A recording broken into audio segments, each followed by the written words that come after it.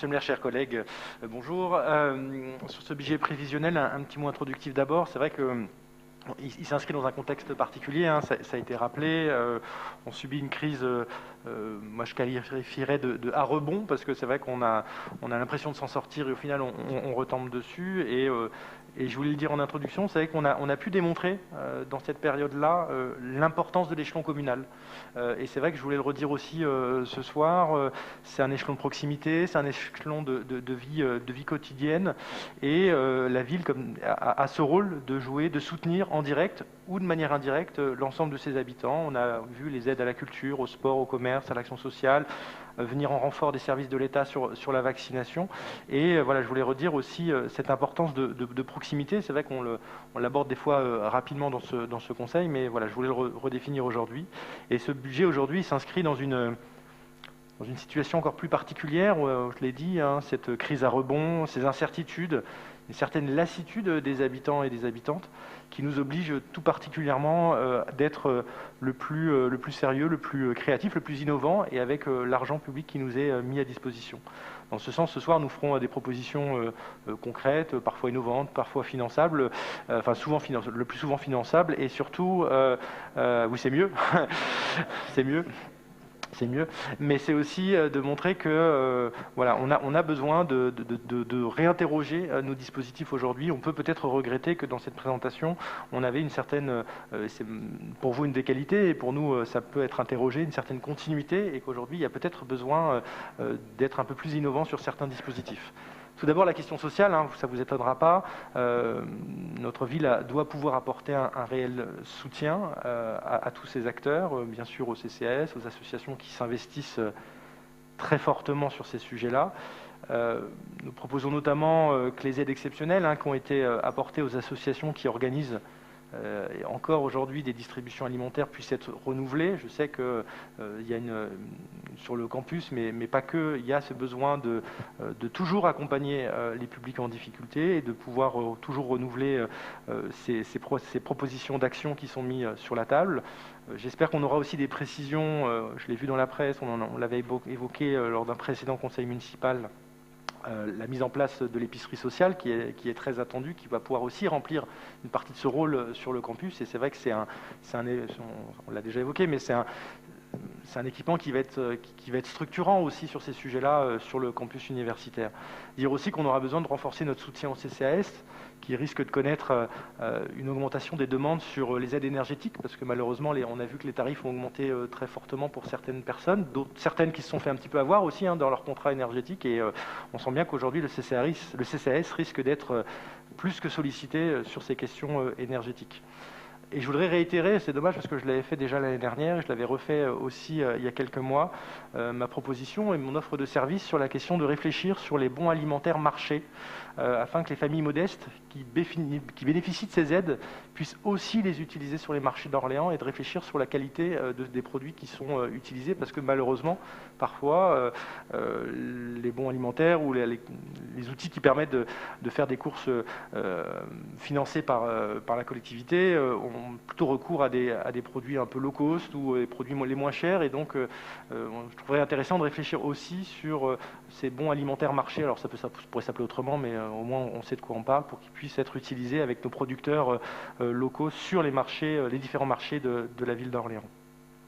Un petit mot rapide, parce que je ne vais pas parler trop longtemps, parce qu'on va être nombreux à s'exprimer sur les différents sujets. Vous savez que j'allais intervenir là-dessus. Je voulais réitérer mon intervention sur le débat d'orientation budgétaire concernant l'ASELCO. Aujourd'hui, elle connaît une crise qui va, j'espère, dans laquelle l'ASELCO va pouvoir sortir très, très prochainement. Et je redis le fait que la baisse annoncée des 150 000 € dans les subventions pour l'année 2022 est vraiment un très mauvais signe aujourd'hui. Et je ne le dis pas pour polémiquer, mais on sent qu'il y a une très grande souffrance dans les équipes d'animation. Il y a beaucoup de questionnements chez les usagers de l'ASELCO. Je sais qu'il y a l'audit, j'ai été auditionné, donc je sais que ça va pouvoir sortir très prochainement, normalement le 14 décembre présenté au conseil d'administration. Mais voilà, en tout cas, l'image qu'on renvoie de la collectivité qui reprend 150 000 euros, même si j'ai cru comprendre que ça serait temporaire et que ça pourrait arriver dans le fil de l'année, voilà, ça renvoie une image négative et dans le trouble aujourd'hui, je ne suis pas sûr que ça soit une très bonne image. J'en profite pour voilà, apporter mon soutien. J'ai cru comprendre qu'il y avait un mouvement de grève le 14 décembre et voilà, on a besoin d'apporter des réponses aussi à ces animateurs, animatrices qui font vivre cette structure.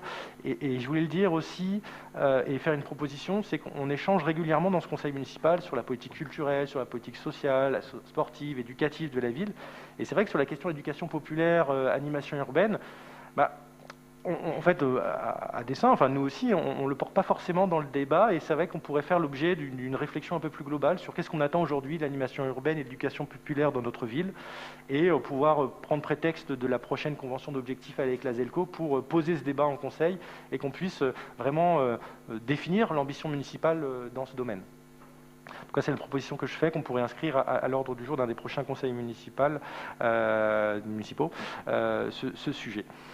Une question, avant d'aborder un autre sujet, une question rapide, de savoir si, sur les questions sportives, de savoir si la proposition qui avait été faite initialement de récupérer le sport professionnel, et notamment Orléans-Loire et Basket, sur les finances de la ville, était encore d'un sujet d'actualité, ou si c'est quelque chose qui avait été abandonné, et enfin voilà, parce que pour l'instant on n'a pas identifié ça dans le BP, mais ça pourrait arriver en DM, si jamais la compétence était récupérée. Je voulais savoir ce qu'il en était aujourd'hui, s'il y avait une volonté ou pas de récupérer le sport professionnel dans le giron municipal.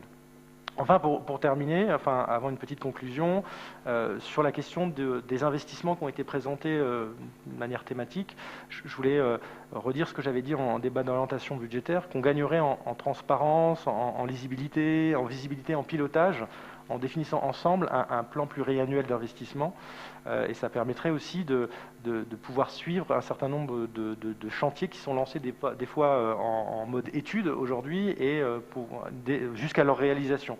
On a évoqué la restructuration du conservatoire dans le document que vous avez présenté.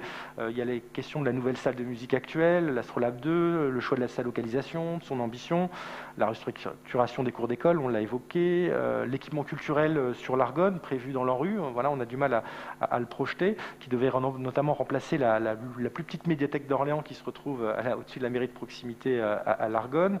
Le réaménagement de la maison Jeanne d'Arc, on l'a évoqué, mais c'est vrai qu'on a du mal à le revoir dans des traductions financières. Vous avez bien sûr la question de la Trémigeresse qui va arriver et l'idée, je pense qu'on aura besoin de se poser des questions sur ces fonctionnalités de cet réaménagement. Vous avez évoqué aussi la refondation des Halles Châtelet dans votre présentation et c'est vrai que le PPI permettrait aussi d'avoir de la visibilité en se disant voilà, c'est un projet à 3-4 ans, c'est un projet à 4-5 ans, c'est un projet à plus de 5 ans, et ça permet de pouvoir, comme ça, anticiper et mieux suivre ces projets. Il y a aussi la question de la restructuration de la maison des associations, qui est aujourd'hui dans un triste état. Donc avec cette petite liste, je me rends compte que j'ai déjà commencé à faire un peu le PPI et de faire ce travail-là, mais je pense que ça mériterait soit de missionner une commission pour faire une première proposition et qu'ensuite on puisse en parler en conseil municipal. Et je terminerai juste sur un clin d'œil en cette journée de la laïcité qui commémore la loi de 1905 de séparation de l'Église et de l'État. Je tenais à saluer la concrétisation en 2022 de l'installation d'une œuvre en mémoire de Jean Zay. Enfin voilà, je voulais terminer sur cette petite référence à la journée de la laïcité.